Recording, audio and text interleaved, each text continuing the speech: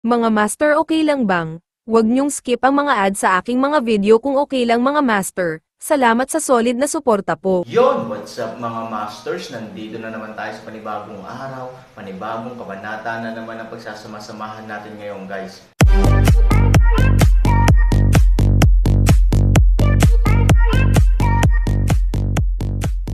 Bali mga masters, kung bago ka pa lang po sa aking YouTube channel, please click the subscribe button, lalong-lalo na po yung notification bell guys, para maging connected pa rin tayo sa isa't isa at maging updated kayo sa mga susunod ko pang video. Bali mga masters, bago natin umpisahan ng kwento ay mag-shoutout po muna tayo para sa mga solid nating tagapakinig. Shoutout kay Vendors TV. Shoutout kay Criston Losaria. Yun na nga mga masters, no? Bali hindi na ito patagalin. In 3, 2, 1, let's go! Ngunit tulad ng iba, kahit si Soyan ay hindi makita ang kalaliman ng pinakamataas na apoy. Masyadong malaki ang apoy at sobrang nakakasilaw ang liwanag. Ang 12-12 ng mga elite sa paligid ng apoy, kasama ang 11 elder at Liu Tao, bawat isa ay nagdikit ang kanilang mga ngipin at baliw na sumuporta sa nakatutuwang pagkasunog ng pinakamataas na apoy. Sa ganoong kapangyarihan, walang dahilan upang hindi magsunog ng mga bagay sa mundo. Si Aaron sa gitna ng apoy ay sumimangot. Halos tuluyan nang nailabas ang kapangyarihan ng kaguluhan sa katawan, ngunit makalipas lamang ang 1 segundo, agad itong muling isinara sa apoy ng 12-12 ng mga piling biyaya.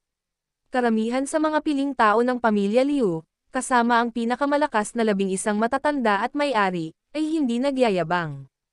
Ang kanilang panloob na kapangyarihan ay umabot sa isang kaayla hilakbot na antas. Bagamat walang hangganan din ang panloob na kapangyarihan ng Aaron, palaging medyo mahirap para sa Aaron na tao na kainin ang magulong chi mula sa taotay. Gayunpaman, napakaswerte ng Aaron. Bago iyon, inilagay ng Silkworm God Horsehead Woman ang kanyang kapangyarihan sa kanyang Frost Jade Armor, na nakatulong sa kanya na patigasin ang kapangyarihan ng kaguluhan. Ang mas malakas na magulong puwersang ito ay nagpapanatili sa pangunahing plato ng paglaban ng Aaron. Ngunit sa harap ng mas malakas na puwersa ng pamilyang Liu, kasing lakas ng Aaron, hindi niya napigil ang mabulunan ang isang subo ng dugo. Gayunpaman, ang Aaron ay Aaron. Habang pinapatatag ang kanyang isip, mabilis siyang nag-iisip ng mga paraan sa kanyang utak. Kailangan niyang dagdagan ang kanyang espiritual na kapangyarihan.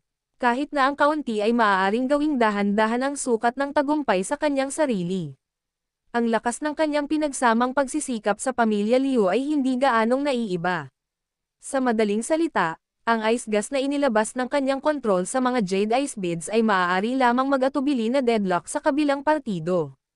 Ang sitwasyon ay lubhang hindi pabor sa Aaron. Dapat mong sirain ang pinakamataas na apoy bago ang kabilang partido ay hindi na tumaas ang timbang. Biglang ngumiti si Aaron at isang matapang na ideya ang muling lumitaw sa kanyang isipan. Ang tinatawag na wealth insurance, hindi bold, paano ito matatawag na Aaron? Sa oras na ito, pumunta ang waitress sa bahay ni Fang. Sa daan, nakilala niya si Fang Jun, ang elder ng pamilya Fang. Matapos ipaliwanag ang dahilan, si Fang Dongtian, ang elder ng pamilya Fang, ay nagmamadaling pumunta kasama ang isang grupo ng mga tao.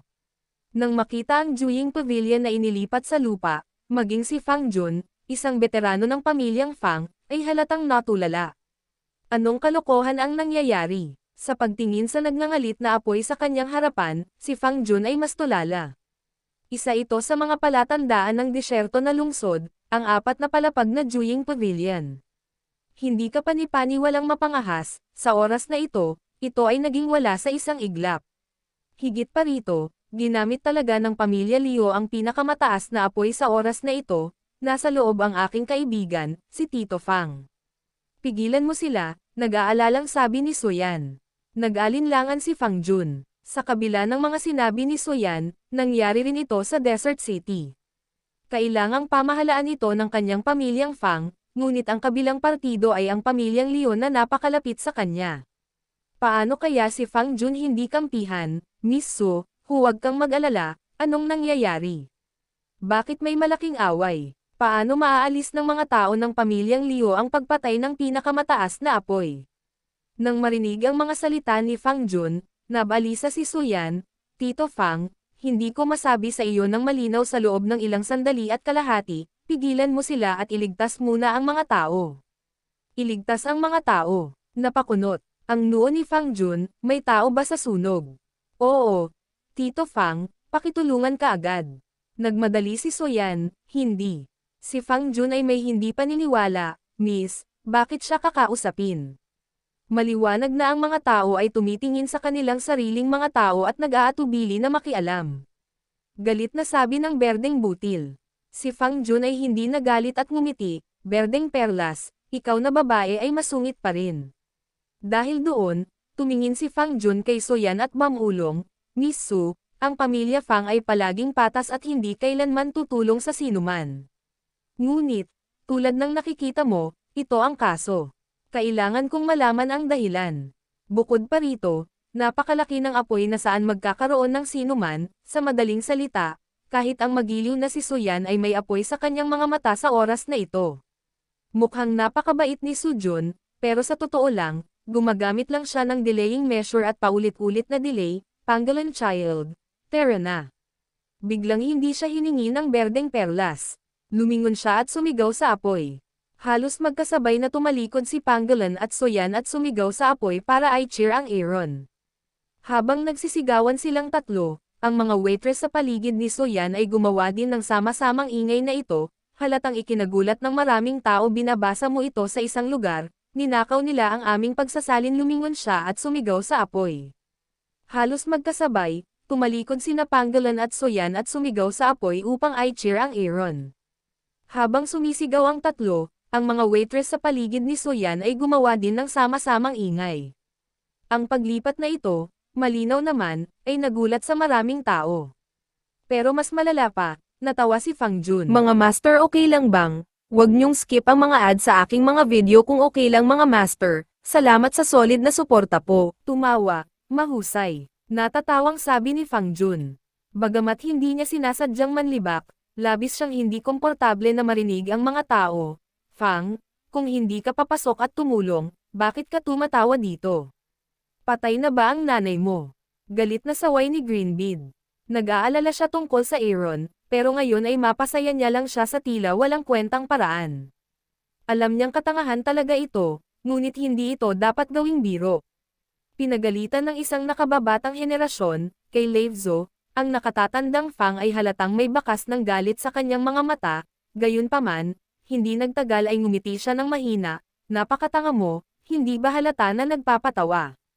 Hindi mo ba nakikita kung sino ang tinatawag mo sa apoy? Halika na, hindi mo ba akalain na mainit ang apoy? Ngumiti ng mahina si Fang Jun, ikaw. Galit na galit si Green Pearl, ngunit hindi niya ito mapabulaanan kahit saglit.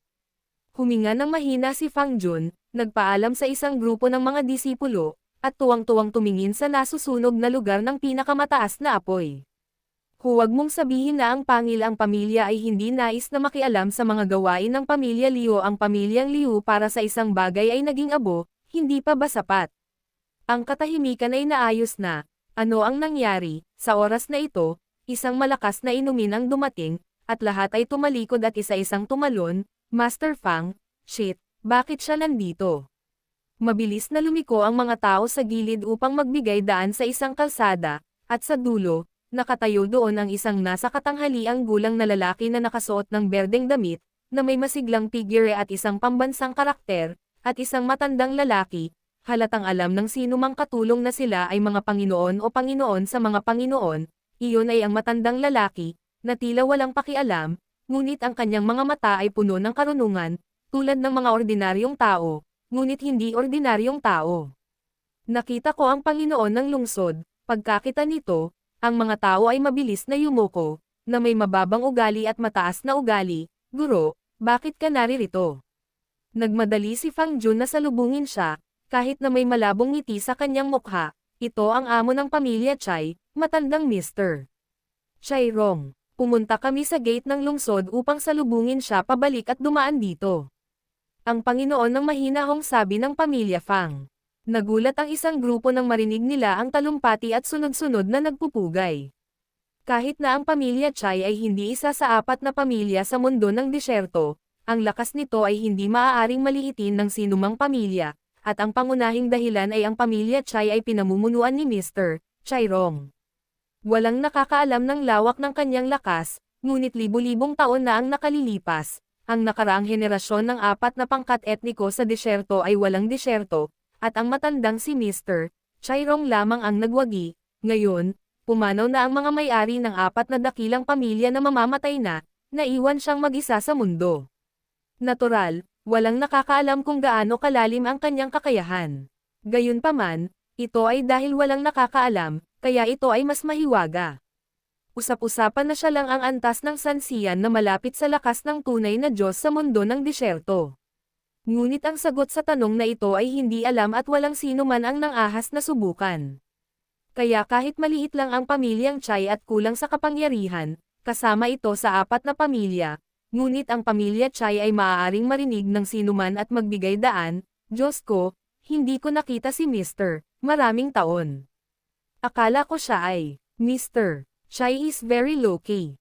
Halos hindi na raw siya makakapantay sa secular na mundo, pero sa hindi inaasahang pagkakataon, bigla na lang siyang sumulpat sa pagkakataong ito.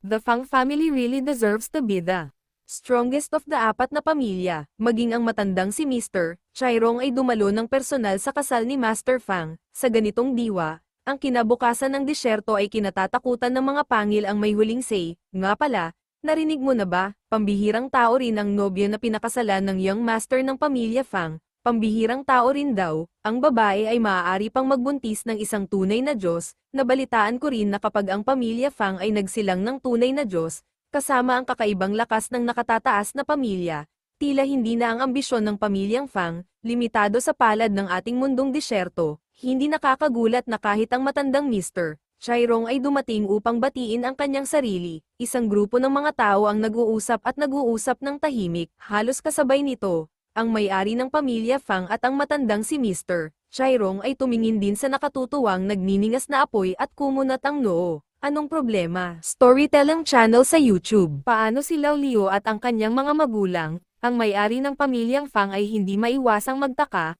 ang pinakamataas na apoy ng pamilyang Liu.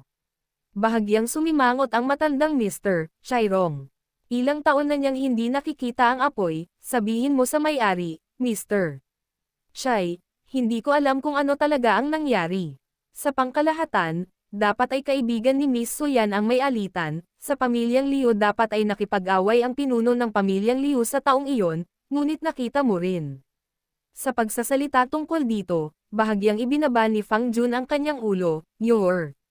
Bahagyang sumulyap ang Panginoon ng pamilyang Fang at tumingin kay Suyan, Tio Fang, pakisabi kay Tito Liu na huminto na, nag-aalalang sabi ni Suyan, tumigil ka. Sumimangot ang Panginoon ng pamilya Fang, paano tayo titigil? O may punto ba ang paghinto? Tapos tumingin siya sa naglalagablab na apoy. Teka, paano magkakaroon ng itlog, tsaka ang supremo na apoy ng Tito Liu mo ay naglalakad mag-isa sa disyerto? Dahil patay na ang kaibigan mo, bakit kailangan mo pang manggulo? Hayaan mo ang tito mo. Si Liu ay magsalita ng masama. Tio Fang, kahit ikaw. Si Soyan ay nagmamadaling tinitigan ang may-ari ng pamilyang Fang, at sinabi sa malamig na boses ng mga ahas at daga. Nang marinig ito ng pinuno ng pamilya Fang, malamig na tinitigan ng pinuno ng pamilyang Fang ang berdeng butil. Bago pa magkaroon ng reaksyon ang berdeng butil, ang buong tao ay direktang tinamaan ng hindi nakikitang puwersa ng ilang metro, lupa at umagos ang dugo sa kanyang bibig. Kalokohan, ang Panginoon ng pamilya Fang ay malamig na uminom. Pagkatapos, biglang nagbago ang mukha niya at tumingin kay Chairong, Mr. Chai, bumalik muna tayo sa bahay. Heto, ipaubaya natin sa utusan. Tumanggo si Mr. Chai at ngumiti, Fang Jun, ipaubaya ko na sa iyo. Matapos magbigay ng utos ang Panginoon ng pamilyang Fang, tumingin siya kay Soyan at humingi ng tawad, Yanner, bumalik ka at magpahinga ng maaga. Personal na nagbigay ng piging si Tio Fang sa gabi para ipakilala sa iyo si Lolo Chai. Si Soyan ay parang dalawang gisantes. Halos pareho ang ugali ni Fang Jun. Walang gustong masaktan ang pamilya Liu alang-alang sa pamilya So, lalo na dahil sa isang patay na tao, na sa pangkalahatan ay hindi umiiral kung minsan ang mga damdamin ng tao ay malamig at mainit ang pakiramdam mo lamang ang kalupitan at kalupitan kapag kailangan mo ito, ang may-ari ng pamilyang Fang matandang Mr. Chai at magalang na tanong. Tumango ang matandang Mr. Chairong at hahakbang na sana. Sa pagkakataong ito, bigla siyang sumimangot ng malalim. Hindi lang siya, pati ang may-ari ng pamilya Fang na may ngiti sa labi. Ang kanyang ngiti ay tumigas at tila nasa ilang pagmumuni-muni. Natigilan ang lahat, hindi ko alam kung anong nangyari sa kanila. Ngayon lang daw sila nagtatawanan. Bakit biglang hindi gumalaw si Mona? Ngunit nang magtaka ang lahat, bahagyang tumangala ang matandang si Mr. Chairong, tumingin sa may-ari ng pamilyang Fang, at sinabi sa isang malamig na boses, may nararamdaman ka ba? Parang biglang sumulpat ang napaka-espesyal na amoy. Hindi lang iyon, ngunit nararamdaman ko ito na para bang uulan. Pagkababa ng boses, napatingin sila sa kanilang mga paa. Sa hindi inaasahang pagkakataon, bahagyang nanginginig ang lupa sa oras na ito. Bagamat napakabilis nito nanginginig, nakatago ito sa ilalim ng nagbabagang apoy at hindi madaling matukoy. Ngunit sino ang dalawang ito? Kahit sino ay ganap na walang katulad na dalubhasa na maaaring maglakad ng paalang sa mundo ng disyerto. Halos magkasabay, biglang naging gulat ang kanilang mga mata, at pagkatapos ay halos magkasabay, tumingin sila sa kataas-taasang apoy na nakatulize ng pamilya Liu.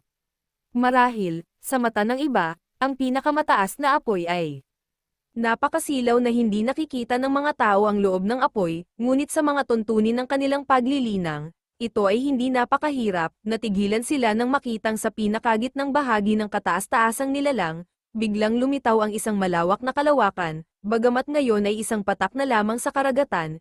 Ito ay lumalawak ng husto sa napakabilis na bilis, halos magkasabay na sumilay sa kanilang mga mata ang walang kapantay na pagkabigla, kasabay nito ang pagyanig ng buong lupa, isang biglaang at walang kapantay na bang ang tumunog, at ang maliit na puting ilaw na lugar ay direktang sumabog. Boom! Yun na nga mga masters, no? Bali panibagong kabanata na naman yung natapos natin ngayong gabi.